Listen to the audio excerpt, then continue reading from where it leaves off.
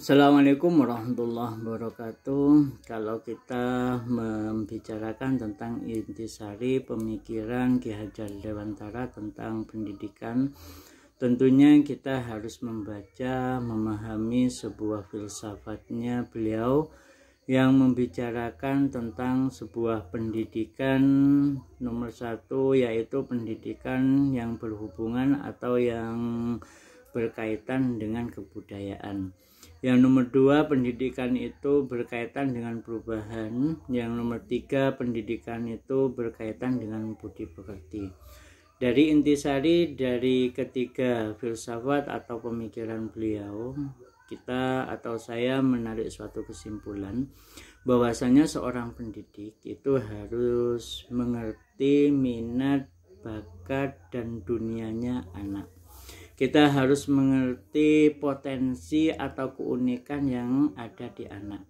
Maka kalau kita sudah mengetahui potensi dunianya atau zamannya anak, maka kita harus menjaga atau kita harus mengawal, kita harus melakukan gimana potensi, gimana dunianya anak itu lahir dan mengacu kepada hal yang lebih baik atau lebih sempurna.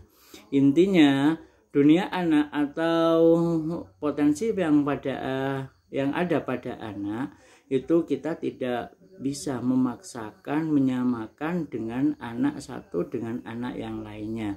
Maka saya sebagai guru atau menjadi seorang guru, itulah yang harus kita kawal.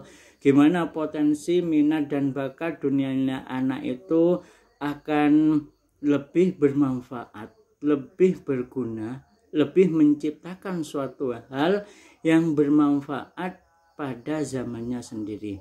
Maka kalau itu kita sudah menjaganya, mengawalnya, akan lahirlah suatu kesempurnaan budi pekerti yang membawa anak kepada seimbangan dari sebuah pendidikan yang maju kepada potensi yang pada anak dan bermanfaat pada zamannya atau padanya masanya anak itu sendiri.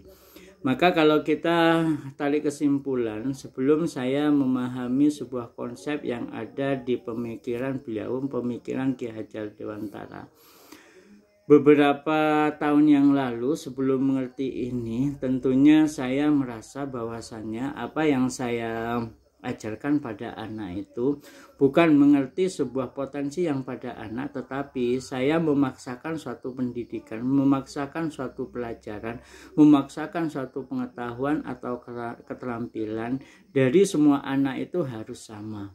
Dari semua anak itu paling tidak mengacu kepada hal minimal dari apa yang saya harapkan.